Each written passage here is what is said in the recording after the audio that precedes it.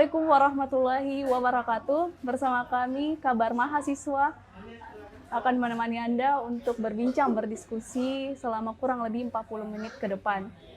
Berhubung dengan telah memasuki tahun politik, sehingga pemuda dan mahasiswa penting untuk memahami kondisi politik saat ini. Mengingat mahasiswa sebagai agen of change, moral of force, maka tema kita pada hari ini ialah mengukur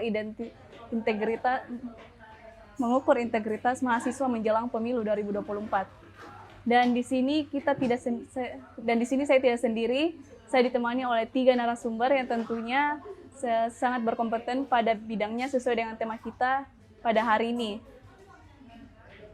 Narasumber pertama ada Bapak Dr. Muhammad Tang Abdullah, Esos MAP, dosen Visipol Universitas Hasanuddin. Halo Pak, bagaimana kabarnya? Alhamdulillah baik. Alhamdulillah. Narasumber kedua kita ada Kakanda Muhammad Alwi sebagai aktivis mahasiswa. Halo Kak, bagaimana kabarnya? Alhamdulillah sehat, baik. Dan ini dia narasumber ketiga kita, ada Ibu Endang Sari, SIP MSI, Komisioner KPU Makassar. Halo Ibu, bagaimana kabarnya?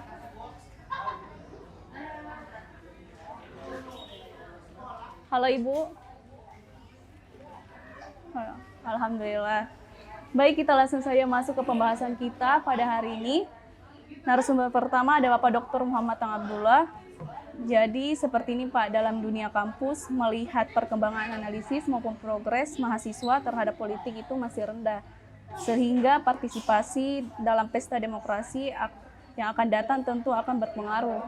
Bagaimana Bapak menilai kondisi mahasiswa saat ini terhadap isu-isu politik menjelang 2024? Silakan Pak. Ya, terima kasih Dek. Jadi yang pertama, saya ingin menyapa dulu Ibu Endang Sari sebagai Komisioner KPU Kota Makassar. Assalamualaikum Bu Endang.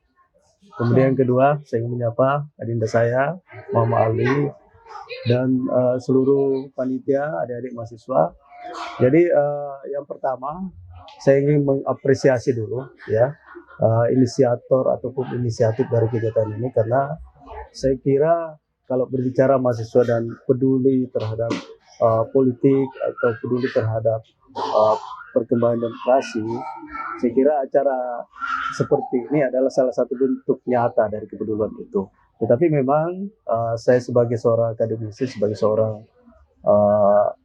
pengajar di kampus itu mengamati dalam beberapa tahun terakhir ini itu ada kecenderungan ya mahasiswa itu tidak terlalu peduli terhadap dunia politik atau apalagi dunia praktik ya, dunia praktis dunia politik. Saya kira ini adalah sesuatu yang perkembangan yang tidak positif sebetulnya ya, karena bagaimanapun mahasiswa itu adalah salah satu unsur atau komponen bangsa yang harus berpartisipasi dalam setiap kegiatan, termasuk kegiatan politik yang namanya pemilu ataupun pilkada. Nah, berkaitan dengan tema kita pada kesempatan ini, pada hari ini, yaitu berkaitan dengan bagaimana integritas mahasiswa dan pemilu, terutama pemilu 2024 yang akan datang yang dilaksanakan secara serentak. Perlu saya sampaikan ya bahwa dari perspektif akademik sebetulnya kalau berbicara integritas itu ya berarti dalamnya kita berbicara soal nilai integritas ya. Nilai integritas itu paling tidak ada 3. Yang pertama adalah nilai kejujuran, yang kedua nilai tanggung jawab, dan yang ketiga adalah nilai kedisiplinan. Nah, kaitannya dengan keterlibatan mahasiswa di dalam pemilu ataupun pesta demokrasi tahun 2024 yang akan datang, saya kira secara dari segi konstitusi mahasiswa itu sama dengan warga negara yang lain ya, memiliki hak dipilih dan hak memilih yang sama ya. Yang berbeda kemudian adalah secara sosiologis, mahasiswa itu memiliki status sosiologis yang berbeda dengan orang negara lain ya. Mahasiswa dianggap sebagai generasi atau kelompok atau kaum terdidik yang memiliki ciri-ciri ya independensi ya, rasionalitas, objektivitas, kritisme dan lain sebagainya. Nah, ini secara sosiologis sama membedakan dengan warga negara yang lain di dalam konteks pemilu yang akan datang. Tapi secara konstitusi dalam perspektif peraturan perundang-undangan, mahasiswa dan komponen bangsa yang lain, unsur masyarakat yang lain itu sama memiliki hak untuk dipilih. Artinya hak untuk dipilih, mahasiswa juga punya hak untuk menjadi caleg, ya, menjadi kandidat kepala daerah dan lain sebagainya sepanjang itu memenuhi syarat sudah yang diatur dalam peraturan perundang-undangan, ya. Dan yang paling penting adalah hak memilih. Nah, ini yang kadang-kala bagi mahasiswa ini yang tidak terlalu dipeduli. Makanya saya berani menyatakan di sini bahwa integritas mahasiswa itu bisa diukur ketika dia menggunakan haknya, hak dipilih dan hak memilih. Hak dipilih itu tidak hanya jadi caleg dan lain sebagainya, tapi hak memilih itu berpartisipasi, misalnya menyalurkan pilihannya. Tapi ada hak yang lain lagi sebetulnya, yaitu hak terlibat di dalam penyelenggaraan pesta demokrasi. Ya, seperti yang kita tahu sekarang ini kan lagi berlangsung. Mungkin nanti dijelaskan oleh Bu Endang bahwa saat ini kan lagi berlangsung tahap kemarin beberapa waktu yang lalu di launching itu pembentukan ad hoc PPK, PPS dan KPPS. Kalau KPU-nya dan Bawaslu kan sudah lewat. Nah, kalau ada mahasiswa misalnya punya minat, punya interest untuk terlibat di dalam pesta demokrasi, silahkan, ini kesempatan saat ini untuk mendaftar menjadi penyelenggara dalam ad hoc PPK, PPS maupun PPKS. Saya itu. Terima kasih. Terima kasih Pak atas jawaban. Nah, kita langsung ke narasumber berikutnya, ada Kakanda Muhammad Alwi. Ya, jadi begini Kak, mahasiswa memiliki peran sangat penting di tengah-tengah masyarakat yang merupakan harapan dari masyarakat bangsa Indonesia. Namun tidak sedikit mahasiswa apatis terhadap politik. Apa kiat-kiat yang Kakak Alwi dapat lakukan terhadap hal tersebut? Silakan. Ya, baik, terima kasih moderator yang sangat hebat pada hari ini. Izin Kakak. Jadi yang harus kita ketahui pertama bahwa memang seperti yang dikatakan moderator kita bahwa mahasiswa sebagai harapan masyarakat Indonesia, karena dilihat bahwa mahasiswa sendiri ini berfungsi sebagai agen of change, moral of force, sehingga mahasiswa berperan penting dalam di tengah-tengah problematika masyarakat saat ini. Nah, kemudian melihat mahasiswa sekarang masih minim terhadap isu-isu politik, karena banyak saya berdiskusi dengan rekan-rekan aktivis lainnya bahwa politik itu mencederai, politik itu hal yang kurang baik. Padahal kalau kita kaji lebih dalam, pengertian daripada politik sendiri itu untuk bagaimana kemudian mensejahterakan masyarakat. Nah, sehingga teman-teman agak terpaku pada efek daripada politik ini. Nah, makanya saya selalu sampaikan kepada teman-teman, kita sekarang ini anak muda mahasiswa lagi krisis kepercayaan diri. Dia tidak mampu untuk kemudian dapat berperan andil di dalamnya. Sehingga orang-orang yang tidak paham politik atau menginginkan untuk penguasaan suatu jabatan dan daerah, itu pasti akan direnggut oleh orang-orang yang tidak berkompetensi di bidangnya. Nah, kenapa tidak teman-teman mahasiswa lah yang kemudian memiliki intelektual yang baik, integritas yang baik, itu kemudian kita isi sama-sama. Sehingga hal yang difikirkan oleh teman-teman mahasiswa bahwa politik itu hal yang kurang baik, sebenarnya itu adalah hal yang untuk mensejahterakan masyarakat. Cuman rekan-rekan mahasiswa tidak percaya untuk terjun langsung di dalamnya. Nah, sehingga harapan atau efek dalam masyarakat itu tentu tidak terasa kepada teman-teman mahasiswa, sehingga memiliki mindset bahwa politik itu hal yang kurang baik di tengah-tengah masyarakat. Padahal kita ketahui bersama di Indonesia kita menggunakan sistem demokrasi yang dimana semua berhak bersuara, seperti Kakanda mengatakan bahwa kita ini berhak untuk dipilih dan memilih. Nah, sehingga kalau teman-teman memahami benang merahnya, teman-teman akan mendapatkan motivasi daripada politik itu sendiri. Bagaimana politik ini untuk mensejahterakan masyarakat.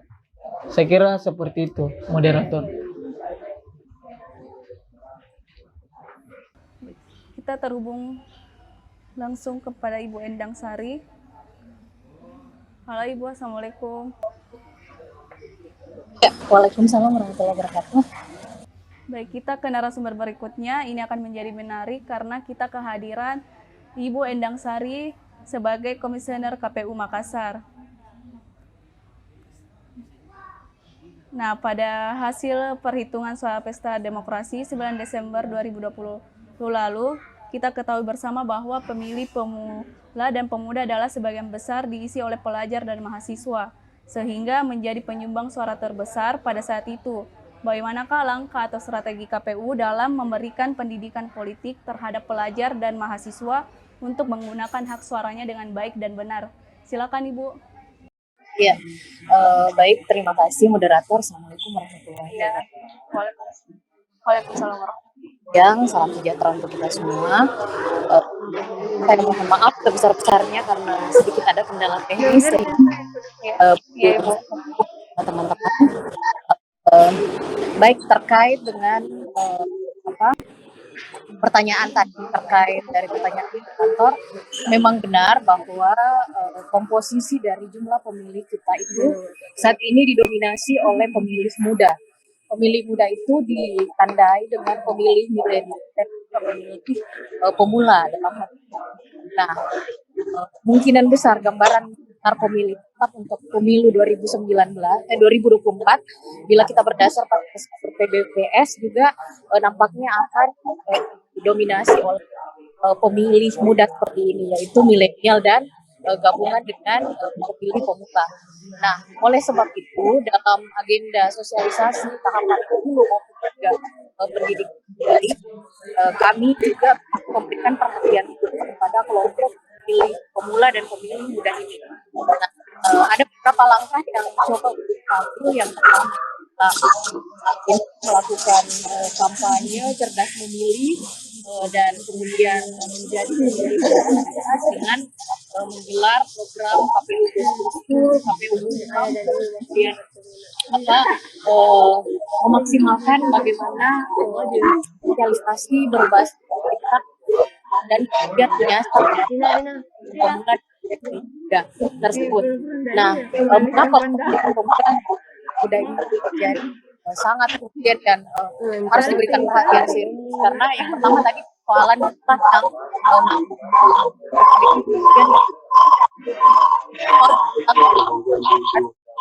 gimana kita native digital itu ada di pemilih muda, digital itu ada di pemilih muda. Nah, kita akan menghadapi situasi pemilih berturut-turut 2023 yang tentu akan berbeda dengan atmosfer pemilu pada saat 2019 lalu. Perkembangan saat ini luar biasa dan kita tahu bahwa kampanye saat ini bukan hanya lagi di dunia nyata, tetapi juga itu berkembang sampai ke dunia media sosial, kemudian di dunia online. Nah, dengan hal-hal tersebut, hal-hal yang kami prediksi adalah kalau kita berkaca di 2019, ancaman penyebaran hoax, kemudian ancaman ujaran kebencian, kemudian ancaman kampanye yang bisa memecah belah persatuan kita dengan mengangkat isu-isu yang sara, yang kemudian dilarang dalam kampanye, itu kemungkinan besar akan banyak mewarnai aktivitas digital, aktivitas media sosial, di mana native digitalnya itu adalah pemilih muda dan pemilih pemula tadi. Sehingga salah satu hal yang menjadi concern kami adalah bagaimana menyiapkan dan pemilih muda ini untuk kemudian menjadi pemilih cerdas, pengaruh istimewa tidak menjadi dari kemudian bisa menolak tidak berdasarkan mobilisasi, bisa menentukan pilihan pemimpinnya sendiri berdasarkan rekor, jejak, kapasitas atau kompetensi dari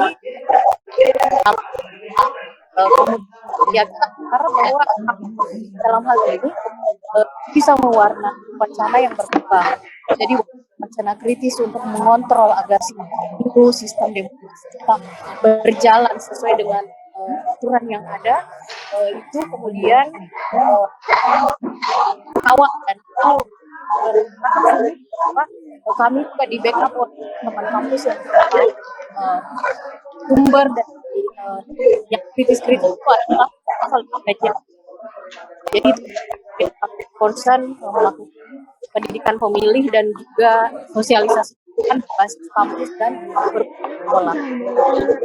Saya kira itu ya tanggung jawab adalah kami harus turun berdiskusi, berdialog, komunikasi, kemudian menyiapkan kita untuk siap menghadapi tahun dengan karakteristik yang tentu berbeda dengan itu 2019 sebelumnya. Saya kira seperti itu. Terima kasih Bu.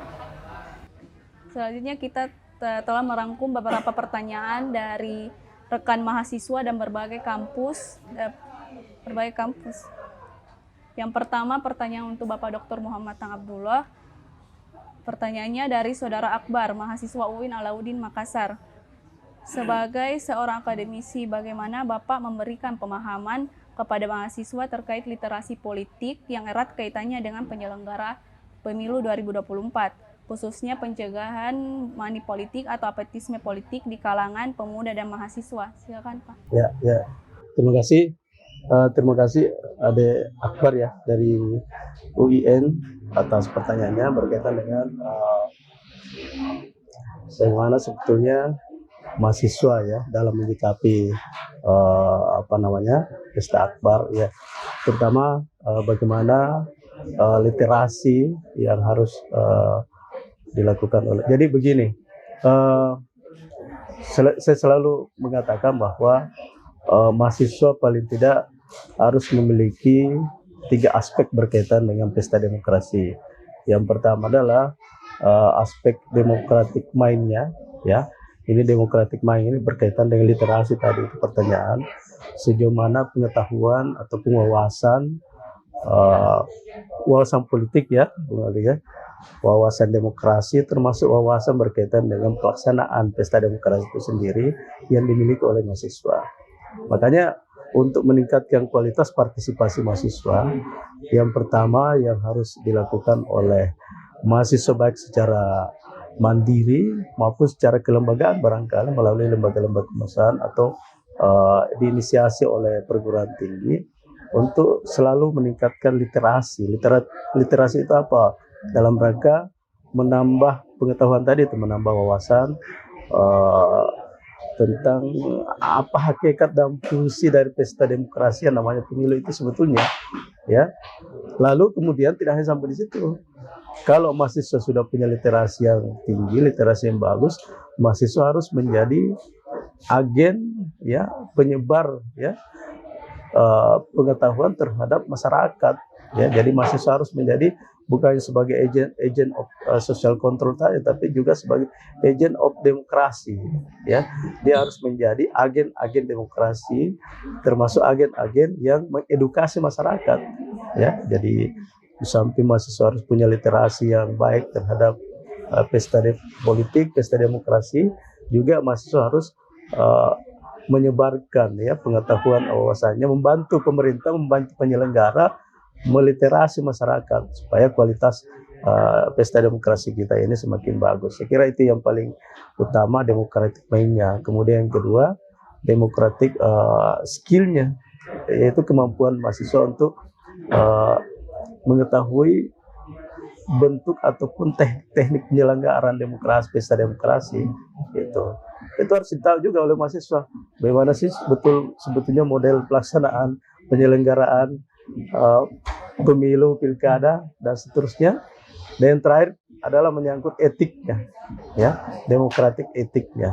Ini sudah masuk ke integritas tadi itu ya. Jadi ini semua mahasiswa sebagai generasi atau kaum yang terdidik yang harus membantu meliterasi masyarakat secara umum. Saya kira itu. Oke, itulah tadi jawaban dari Bapak Dr. Muhammad Tang Abdullah.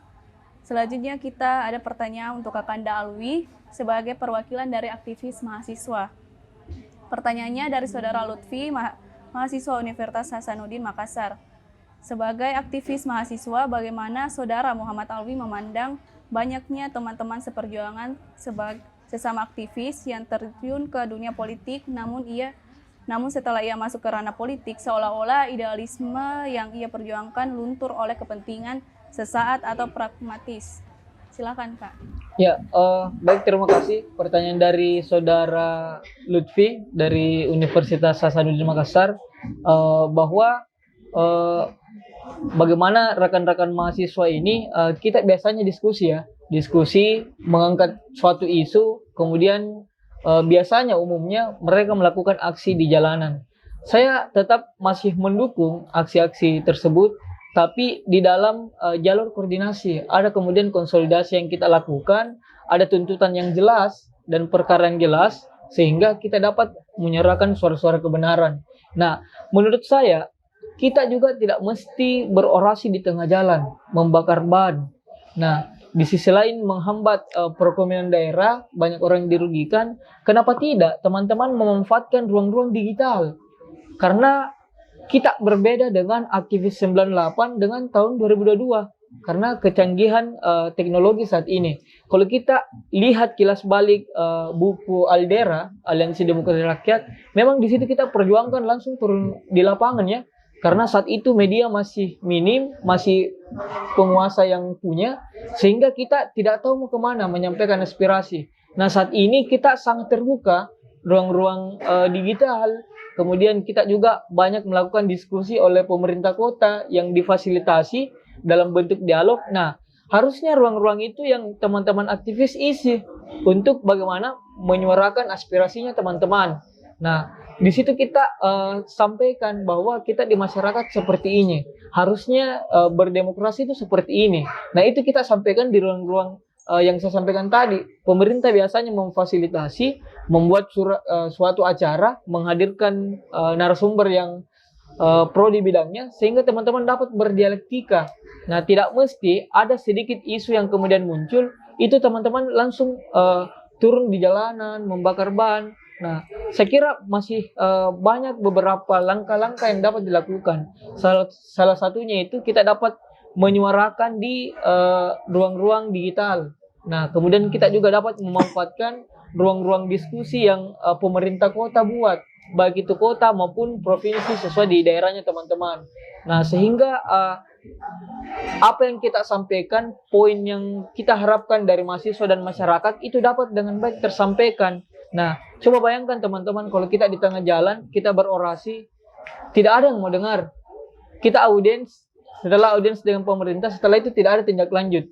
Nah, kenapa tidak? Kalau kita berdiskusi dengan secara intelektual di ruang yang telah disediakan, nah di situ dapat kita buka-bukaan. Oh, ternyata di pemerintah seperti ini. Begini langkah-langkahnya. Oh, mahasiswa masyarakat maunya seperti ini.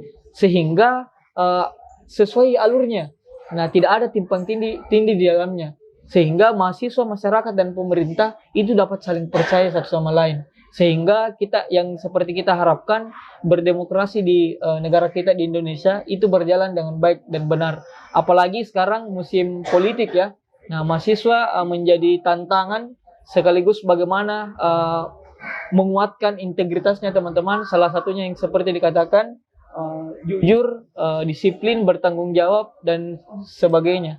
Saya kira seperti itu, sehingga kalau itu kita capai, insya Allah teman-teman mahasiswa dan masyarakat mampu untuk kemudian menegakkan demokrasi dengan sebaik-baiknya di negara kita. Saya kira seperti itu. Terima kasih.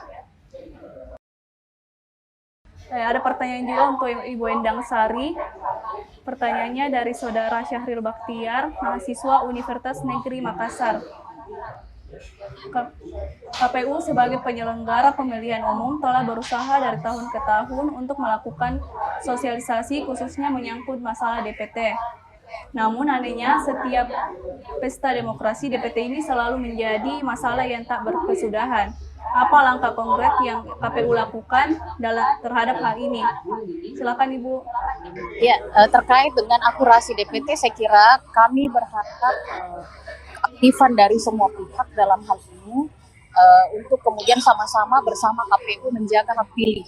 Maka kemudian setiap kali kami turun sosialisasi dan berdiskusi dengan teman-teman di kampus maupun di sekolah-sekolah, kita selalu ingatkan bahwa kita yang akan berusia 17 tahun atau sudah 17 tahun itu agar segera memulai kehidupannya dengan KTP elektronik, karena kita berbasis dengan data KTP elektronik. Perlu kami ingatkan.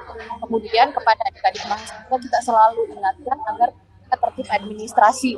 Jadi yang belum terdaftar sebagai grup terdaftar di DPT itu kita mengecek langsung kasih KPU DPT tahu sudah terdaftar tidak.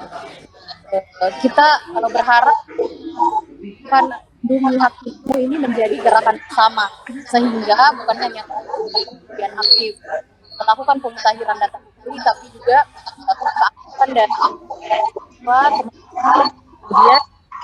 maksimal agar terfasilitasi dalam daftar pemilih yang akan disusun oleh KPU dalam hal ini. Saya kira itu Dek, dan ya saya kira dalam hal ini kita butuh kolaborasi ya, kita butuh kami harus memastikan semua wajib pilih terdata dalam DPT, dan kami juga berharap bahwa semua wajib pilih memperjuangkan hak pilihnya dengan aktif memantau dan mengetahui tahapan-tahapan pemilu yang sedang berjalan. Iya, saya kira Baik itulah tadi. iya. Baik itulah tadi. Baik, ada moderator, mohon maaf. Pesawat saya 13.30 di sini sudah harus berangkat, siap-siap. Mungkin ya demikian yang saya sampaikan. Format saya untuk Kakanda materi yang juga hadir pada hari ini. Mohon maaf Kak, tidak sempat hadir luring sama. Ada lagi sudah hadir. Saya sebenarnya ingin hadir sekali, tapi ada tugas negara yang harus dilakukan terkait dengan persiapan perekrutan badan ad hoc yang sebentar jalan di kantor. Jadi harus wajib kami koordinasikan. Mohon maaf Kak tidak bisa bergabung. Kepada Dinda Alwi juga yang menjadi pembicara hari ini. Salam hormat saya untuk semua pemateri, untuk moderator dan teman-teman yang setia menjaga tradisi interaksi dengan diskusi seperti ini. Harapan kami semakin banyak tradisi diskusi seperti ini. Kita berharap nanti demokrasi kita menjadi semakin baik. Nalar-nalar kritis tetap terjaga dengan forum-forum seperti ini. Demikian, Dinda Moderator, terima kasih banyak atas kesempatannya. Siap, terima kasih banyak juga Put Saya mohon waktunya. maaf. Ya, semoga bisa bergabung nanti setelah tiba di Makassar. Ya, terima kasih. Assalamualaikum warahmatullahi wabarakatuh. Ya Ibu. Akhirnya kita telah berada di penghujung acara. Saya ucapkan banyak terima kasih kepada narasumber yang telah menyempatkan hadir dan membersamai kita pada hari ini. Saya Nurul Hafifah beserta rekan-rekan tim pamit undur diri. Wassalamualaikum warahmatullahi wabarakatuh.